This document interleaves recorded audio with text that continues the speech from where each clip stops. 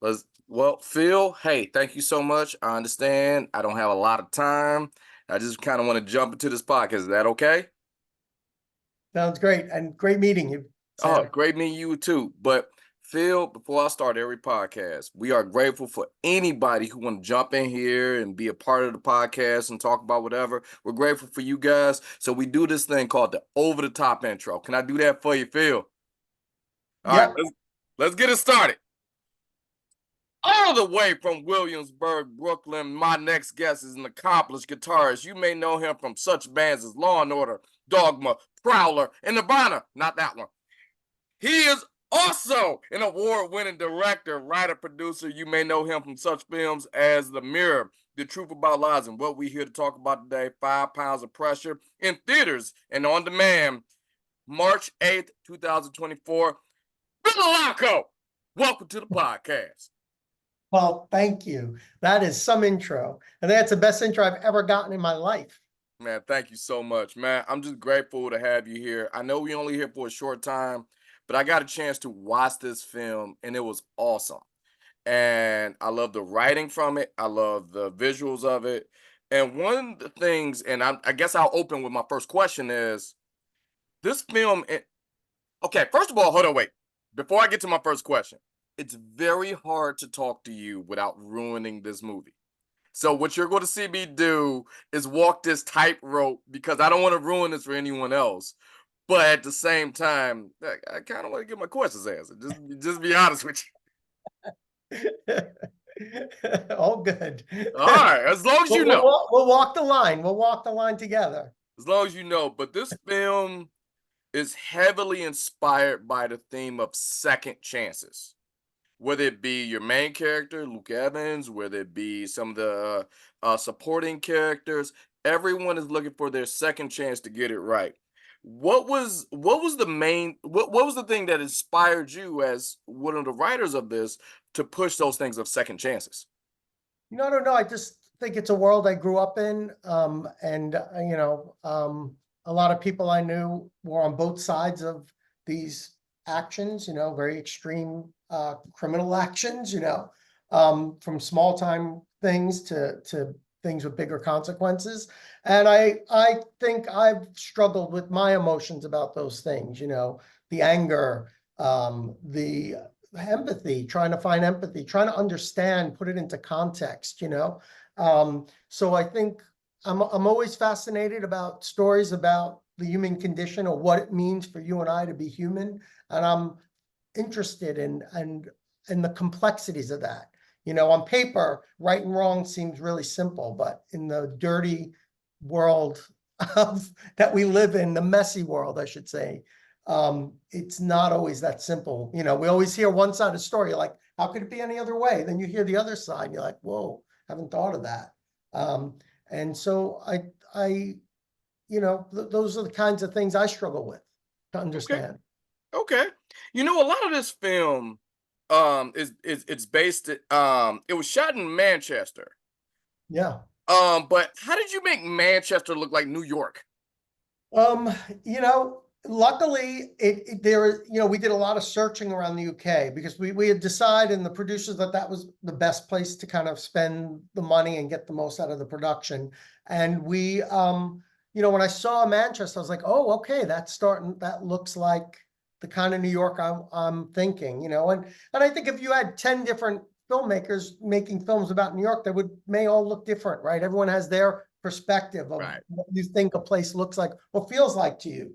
And that is the kind of world, the gritty world. I remember having all these photos of New York for every scene and sharing them with locations, and then they'd find places and we replace them with Manchester, Right. until we felt like, yeah, we could do this. And I'm excited about it because as a filmmaker, it was a creative challenge, right? Can we create that and make it look authentic? And what's exciting about it is I know you've never seen these locations in a New York film because they're not there. So Now covering this stuff and just doing this, I've always heard that New York is the best co-star. So of anything you do. So how does this rank, or is it because a lot of and I'm walking the line here. a lot of the neighborhood in this movie plays a very big part in a lot of the decisions made by the characters. So having that co-star, how is that able to adapt to, I guess, some of the decision makings of, the stars in this film?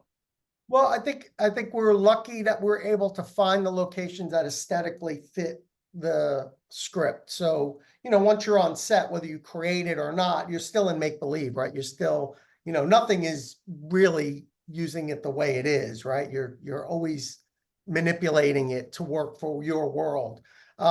So luckily, I think it worked really well, and the locations gave me the kind of grit and the kind of, it is a character in the film, as you said, a co-star. It is, I did want it to feel like because these characters, they live between the cracks of society. Everything is breaking down. Everything is industrial and doesn't quite work, just like the systems and the, Right.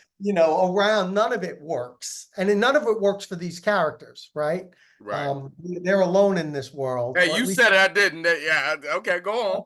they're alone in this world. And this is kind of people, they don't trust the social systems, they don't trust the police, they don't trust any of that. So they got to take matters in their own hands, no matter what that is. If that's how to succeed or how to survive or how to protect, or there's a lot of, it's a cautionary tale, I would say, about toxic Oh masculinity, yeah. right? It's what you feel you need to do to survive in this kind of world. Now, Phil, I don't know if you noticed or not, I'm a bit of a fan. And I've noticed throughout your directorial career, I should say this, you have what is called Larry David moments, where Yeah. you put a piece of your own life in a lot of your projects. May I ask, what part of your life did you take in this? Because I don't think you got locked up. No, I didn't get locked up, but I'll tell you, all right, there's a scene, and this doesn't give away too much, but when Lef Okay. is giving Mike a rusty old gun to go on a drug deal, whatever, and Mhm. that's a real story from two of my uncles who were, had a small business like that, underneath their normal lives, and so that's a real story that and I remember when I was writing, I was like, oh, it kind of came to mind and thought that would be a great place to put that story. And I would say those characters are a little influenced by some of the stories in their lives. And there's always little things, maybe some of the things I wouldn't talk about, but there are little things here and there that I've experienced directly. Actually, Earl, no, I will tell you one. When, Mike does get ripped off, I got ripped off like that in a deal one time Oh, when I was young. oh, Consequences weren't as high, but I did run into a situation like that. okay, okay, okay. So, like, I mean, earlier in your career, you had short films, and now you're in the world of features, like 5 Pounds of Pressure. So, Mhm. one of the things I've noticed that every character has their own little short story. Is that something you adapted from your world of shorts, or is it just something that just happened with this film? I don't. I think it's just. I like every I like to think when I'm writing that every character is the star of the movie in their mind, right? I like three-dimensional characters that we really can feel for them, and they're not just there to support somebody else's story. They have their own story, and I just feel like that makes a rich experience for a film. I love films that take me in that way, and films. You know, like Boogie Nights is a great film where it has lots of characters and you Yeah. really feel the world and you really believe that whole world. It's just brilliant. I mean, so I love stories like that where the characters are not just there two-dimensional, that we get a sense of who they are. Okay, okay.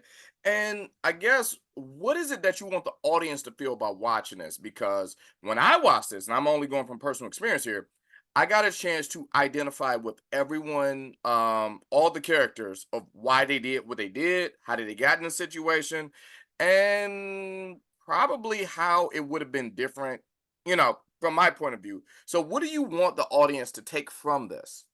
I think what you just said is exactly what I'm hoping for. I hope people can walk away and kind of feel like they understand or identify or with each of those characters. And I feel like I would hope that they would feel something when they go through it. I hope they feel for these characters.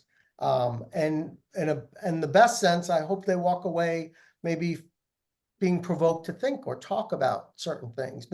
I like the idea of, the moral kind of conflicts and complexities um, of this kind of world, and I hope it starts those or has those kinds of conversations. I mean, it's a lot of things in here that I'm passionate about to talk about, whether it's violence in inner cities or guns or drugs or all of these things. I think I hope people it inspires those conversations.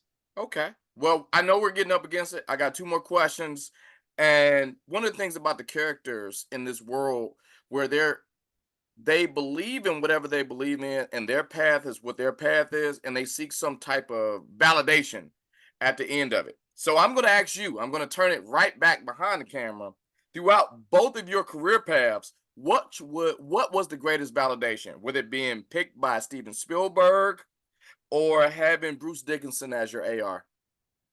I think when I first got signed, I was 22, and my manager was Russell Simmons and Leor Cohen, who started Def Jam. And I think that ride when I first got signed, and at 22, when you're young enough where you don't know what you don't know, right? And I thought, I thought I arrived at that point. I think as you get older, there is no real such place as arrival, right?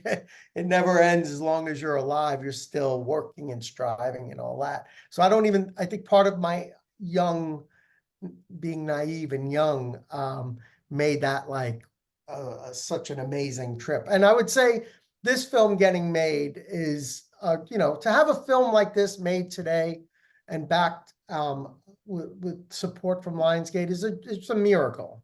I mean, I don't see a lot of films like this. I Mhm. think it's harder and harder to get that kind of support. So I just feel like it's a miracle. I feel very blessed right now. Okay. And last question. I know I'm getting up against it.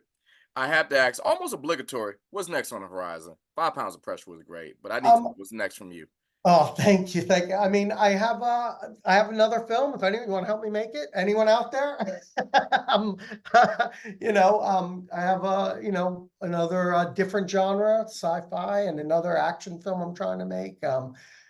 Just keep trying to make stuff, and hopefully, maybe I'll be lucky enough to get something else made. You never know. This Well, could be my last two. You never know. well, I hope you do because this was awesome. Phil, I didn't have enough time, but next time you do anything, you are more than welcome to show up on the podcast. We'll chop it up because there's a lot of little stories that I want to dig into, but I just don't have enough time. But Phil, much success, and you're welcome back anytime you want to come on the podcast. Thank you so much. So great talking to you, and thank you for watching the film. Thank All you. right. Later, Phil. Bye. Bye. Thanks,